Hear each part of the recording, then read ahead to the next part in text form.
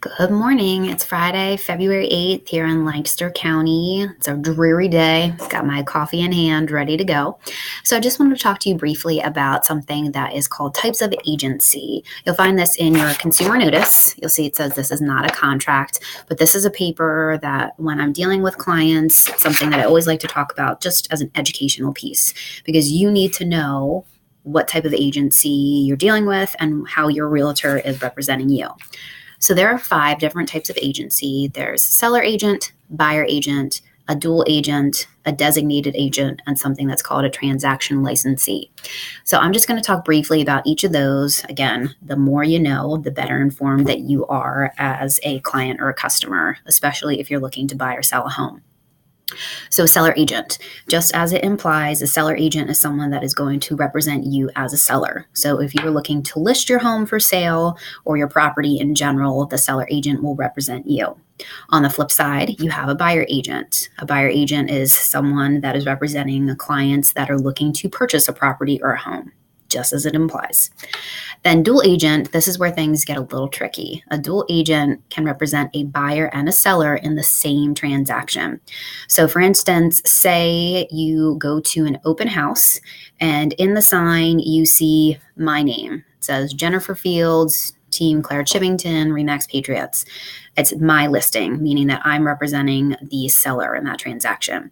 If I'm also at the open house and you come to me as a buyer and you want me to represent you, then I would become a dual agent because I'm representing the buyer and the seller in the same transaction. Team Claire actually doesn't do that because things can get a little muddled.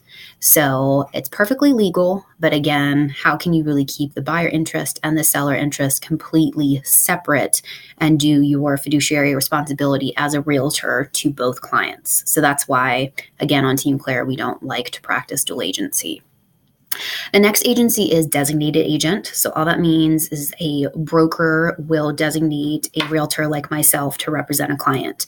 So for instance, I work for Remax Patriots. They would designate me to represent a a client as a buyer agent or a seller agent.